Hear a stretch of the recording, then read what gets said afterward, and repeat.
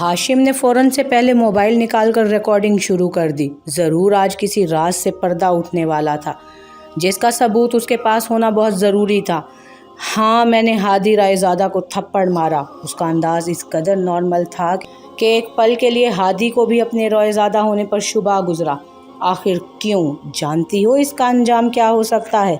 वो इतनी ज़ोर से धाड़ा कि अगर कोई आम इंसान उसके सामने होता तो वो लाजमन सहम जाता, मगर वफ़ा तो शायद उस वक्त फौलाद का जिगरा करके उसके सामने खड़ी थी, जो हादी की धाड़ और उसके शोर शराबे पर भी उसके कान पर जूं तक ना रेंगी थी। एक कहका लगाया, अंजाम? अंजाम की परवाह वो करते हैं हादी रायज़ादा जिसके पास खोने के लिए कुछ बाकी हो। इस वक्त वफ़ा ज़िंदगी के उस दहाने पर खड़ी है जहां उसके पास खोने के लिए कुछ बाकी नहीं रहा। उसका बेखौफ अंदाज हादी को कुछ गड़बड़ का एहसास दिलाने लगा। तुम मुझसे मोहब्बत करती हो, मेरी खातिर अपने शोहर और फैमिली को धोखा देकर आई हो, और अब ये कौन सा नया नाटक कर रही हो? वो झुंझला कर बोल उठा, शदीद गुस्से में भी नफ्स की खातिर अपने इश्तियाल को ज़ब्त करना चाहा। उसकी हालत समझकर वफ़ा दोबारा कहका बुलंद करने लगी, नाटक?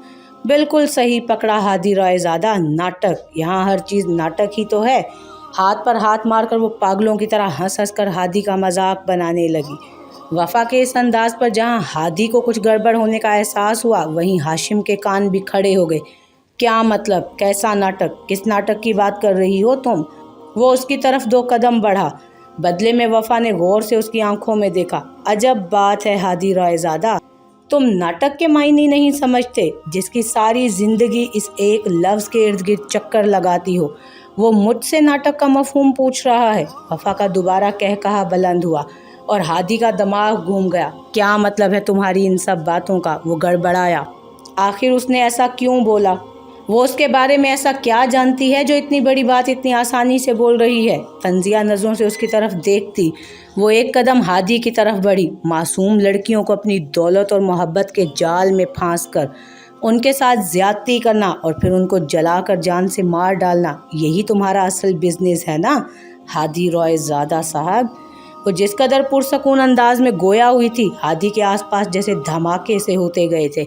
हाशिम भी कुछ पल के लिए सकते में आ गया। कौन हो तुम? अपनी पूरी लाइफ में शायद पहली बार वो घबराया था।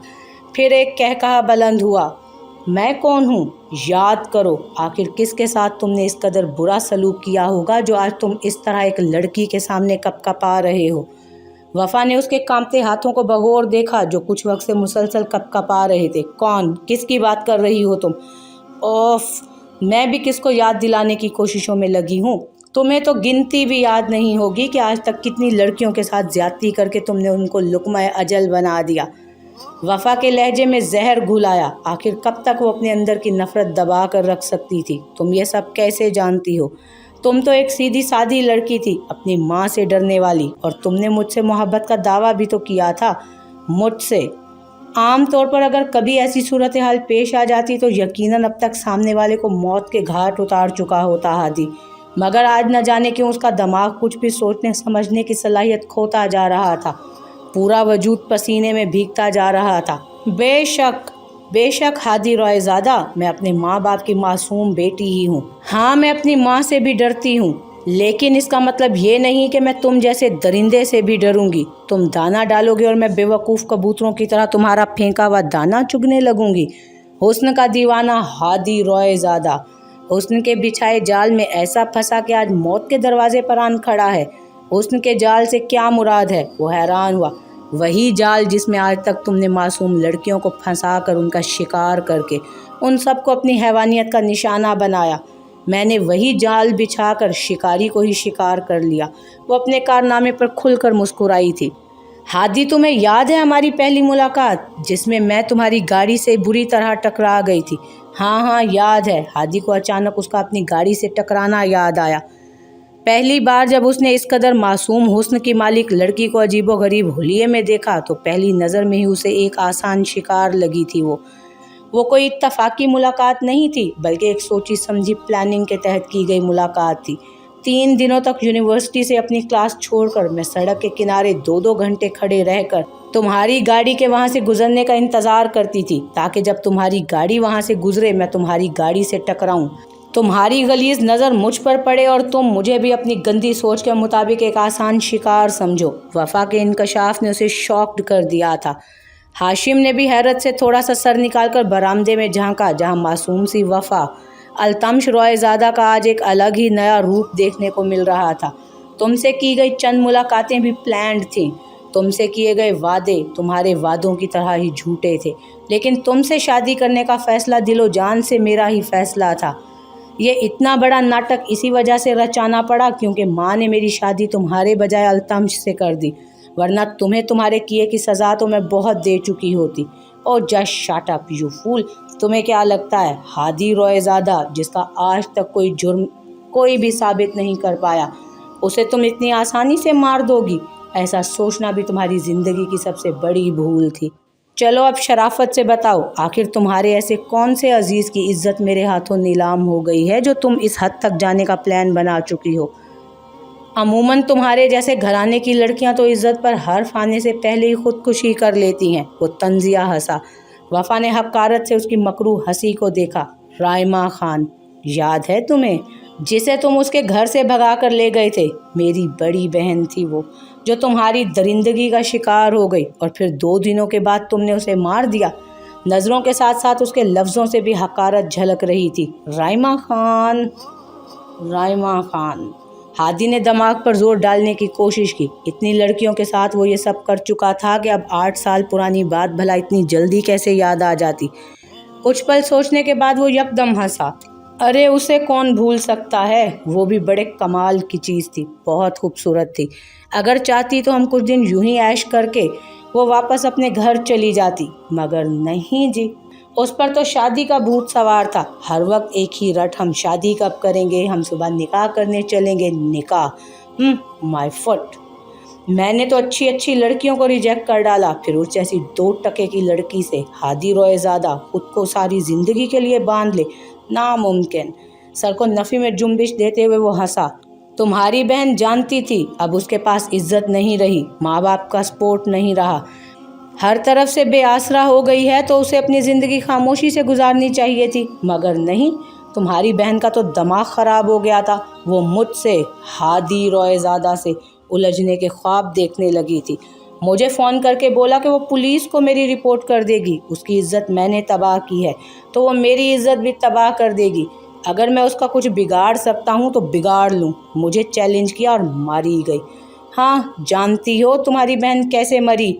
वो उसकी आंखों में देखकर गोया हुआ। वफ़ा ने ज़ख्मी नज़रों से उसकी तरफ देखा। उसके फ़ोन करने के बाद मैं वापस आया, उससे झूठी माफ़ी मांगी और उसे उसका फेवरेट जिंगर बर्गर खिलाया। जानती हो उस बर्गर में क्या था? वफ़ा से सवाल करता वो थोड़ा सा उसकी तरफ झुका, मगर वफ़ा खामोशी से बस उसके उस हैवानों वाले रूप को देख रही थी। उसमें जहर था वफ़ा बीबी, जिसे तुम्हारी बहन ने दोबारा मेरे झांसे में आकर खा लिया। Slow poison. एक ऐसा जहर मैंने तुम्हारी बहन को दिया जिसे वो आहिस्ता आहिस्ता तिल तिल करके मरने लगी। आखिरकार हादी रॉयज़ादा को चैलेंज करने की सज़ा तो भुगतनी थी उसे। तड़प तड़प कर मरने के लिए मैंने उसे इस घर में छोड़ दिया। हाँ वफ़ा रॉयज़ादा, यही घर। इस घर में तुम्हारी बहन की मौत हुई। इस फर्श पर वो पड़ी सिसक रही थी और जाते जाते मैंने पेट्रोल छिड़क कर इस घर को आग लगा देगी। अब देखो इस घर को, इस घर के किसी कोने से ऐसा लगता भी नहीं है कि यहाँ कभी आग लगी हो। वफ़ा ने उस घर के चारों अतराफ को देखा। वाकई उस घर का कोई कोना ऐसा ना था जो यहाँ गुजरी क़यामत का सबूत दे सके। पुलिस आई और कुछ ना कर पाई, क्योंकि पुलिस भी हादी रॉयज़ादा के तलवे चाटती है। वो मगरूर अंदाज में हंकारा। मेरी पहुंच का अंदाज़ा अभी तुम्हें नहीं है। मैंने अपने भाई के दोस्त, याद है तुम्हारे शोहर का वो लाडला दोस्त जिससे मिलने तुम दोनों उसके घर गए थे, उसकी बहन को भी बिल्कुल तुम्हारी बहन की तरह मारा था। वो लम्हा ब लम्हा हर रात से पर्दा उठा रहा था। अपनी बहन के नाम पर हाशिम ने ज़ब्त से आंखें मींच लीं। बिना किसी मेहनत के आज उसे सिर्फ वफ़ा की बदौलत अपनी बहन के कातिल का पता चल गया था। वो साली भी बहुत नखरे दिखाती थी। माइज़ा को बातों में लेकर मैंने बहुत कोशिश की कि वो मेरी हो जाए, मगर वो बहुत शातिर निकली। अपने भाई को मेरे बारे में बताने की धमकियां देने लगी, मेरी इज्जत की धज्जियां उड़ाने की धमकी देने लगी, और उसका भी फिर वही अंजाम हुआ जो तुम्हारी बहन का हुआ। उसे भी मैंने यूज़ किया और मार दिया। ना रहेगा बांस, ना बजेगी बांसुरी। نہ رہے گا بانس اور نہ بجے گی بانسری۔ جب ہم لوگوں کے ساتھ رہتے ہوئے وہ ہاشم پولیس افسر ہونے کے باوجود میرے بارے میں کچھ پتہ نہیں لگا سکا۔ حیرت ہے تم نے میرے بارے میں کیسے پتہ چلا لیا؟ Smart girl. اس نے نظروں ہی نظروں میں وفا کو داد دی۔ ویسے جو کام پولیس کے بس سے باہر ہو گیا تھا وہ تم نے کیسے انجام دیا؟ اس کے حیرت زدہ سوال پر وفا پراسرار انداز میں مسکرائی۔ جب تم میری بہن کو یہاں مرتا ہوا چھوڑ گئے تھے نا، اس وقت یہاں کچھ ایسا تھا جس میں میری بہن نے تمہارے ظلم کی ہر داستان رقم کر ڈالی تھی۔ میری بہن کو ہمیشہ سے ہی ڈائری لکھنے کی عادت تھی، اور اس آخری وقت میں بھی انہوں نے وہ سب کچھ ڈائری میں قید کر ڈالا جو تم نے ان کے ساتھ کیا۔ اور اتفاق دیکھو، سب جل گیا، مگر وہ دراز میں رکھی ہوئی ڈائری سلامت رہی۔ شاید اس لیے کہ اس ڈائری نے ہی تمہیں تمہارے انجام تک پہنچانے کا ذریعہ بننا تھا۔ پولیس کو آپ ہی کی وہ ڈائری ثبوت کے طور پر ملی، مگر پولیس کو بھی شاید تم نے اپنی جیب میں ہی رکھتے ہو، اسی لیے پولیس نے اس ڈائری کو کھول کر دیکھنا تک گوارا نہ کیا۔ مگر ایک دن مجھے بابا اور آپی کی بہت یاد آئی، اس لیے مما سے چوری چھپے ان کے کمرے میں گئی، اور وہاں میرے ہاتھ آپی کی وہ ڈائری لگی۔ تب مجھے پتہ چلا آپی نے کوئی خودکشی نہیں کی تھی۔ اس دن سے لے کر اب تک تم میرے ٹارگٹ رہے ہو ہادی روئے زادہ۔ اپنی ماں کی آنکھوں میں دھول جھونک کر میں نے تم سے جھوٹا عشق لڑایا، ہر خطرہ اٹھایا، تمہارے بھائی کی بیوی ہونے کے باوجود ان کو دھوکہ دے کر تمہارے ساتھ آئی، اور دیکھو آج تم میرے سامنے اپنے اصلی چہرے کے ساتھ کھڑے ہو۔ وہ جس دیدہ دلیری سے اپنا کارنامہ بتا رہی تھی، ہادی اتنی ہی زور سے کہکہا لگا کر ہنسا۔ بیوقوف، حد ہے، تم تو اپنی بہن سے بھی زیادہ بیوقوف نکلی۔ ایک کمزور عورت ہو کر تم مجھے مارنے کی باتیں کر رہی ہو۔ میں اب تمہارا بھی وہی حشر کروں جو تمہاری بہن کا کیا تھا۔ وہ غضبناک ہوا۔ اس کی دھمکی پر ہاشم یکدم الرٹ ہو گیا، ویڈیو سیو کر کے موبائل پاکٹ میں رکھا اور خود گن نکال کر اس پر گرفت مضبوط کی۔ اگر اس نے وفا کو کوئی بھی نقصان پہنچانے کی کوشش بھی کی تو آج یہ ہادی رائے زادہ اس کے ہاتھوں جان گنوا بیٹھے گا۔ آخرکار مرنا تو اسے اسی کے ہاتھوں ہے۔ اپنی بہن کی موت کے وقت پر وہ یہ قسم کھا چکا تھا، اس کے قاتل کو اس کے انجام تک وہی پہنچائے گا۔ وفا کی طنزیہ ہنسی پر ہادی پھر حیران ہوا۔ عجیب لڑکی تھی، موت کے سامنے بھی ہنس رہی تھی۔ بے وقوف کون ہے ہادی روئے زادہ؟ یہ تو صاف نظر آ رہا ہے۔ کتنی دیر سے تم صرف بول رہے ہو، کچھ کر نہیں رہے، جانتے ہو کیوں؟ اب وہ اس کی آنکھوں میں جھانکتے ہوئے سوال گو تھی۔ کیونکہ تمہارے وجود میں اب کچھ کرنے کی سکت باقی نہیں رہی۔ یہ جو تم گرج گرج کر دھاڑ رہے ہو نا، کچھ دیر میں تمہاری یہ گرج بھی بند ہو جائے گی، کیونکہ وہ کچھ توقف کے لیے رکی، کیونکہ میں نے بھی تمہیں وہی زہر کھلایا ہے جو تم نے میری بہن کو کھلایا تھا۔ وفا کے انکشاف پر جہاں ہادی کے پیروں تلے سے زمین کھسک گئی، وہیں ہاشم بھی مارے حیرت کے بے ہوش ہوتے ہوتے بچا۔ اب تم بھی ویسے ہی تڑپ تڑپ کر مرو گے جیسے میری بہن مری تھی، اور یہ نظارہ میں اپنی آنکھوں کے ذریعے بڑی فرصت سے یہاں بیٹھ کر دیکھوں گی۔ ایک سائیڈ سے چیئر کھسکا کر وہ کچھ دوری کے فاصلے پر پرسکون ہو کر بیٹھ گئی۔ مارے گھبراہٹ کے ہادی نے مدد طلب نظروں سے ادھر ادھر کچھ ٹٹولنا چاہا۔ کچھ دوری پر بنے کچن میں اسے نمک کا خیال آیا۔ نمک والا پانی بنا کر پینے سے اسے الٹی آئے گی اور سارا زہر باہر نکل جائے گا۔ اس سوچ کے چلتے وہ کچن کی طرف بڑھنے لگا، مگر ایک بھی قدم اٹھا کر آگے رکھنے سے پہلے ہی وہ لڑکھڑا کر دھڑام سے فرش پر گر چکا تھا۔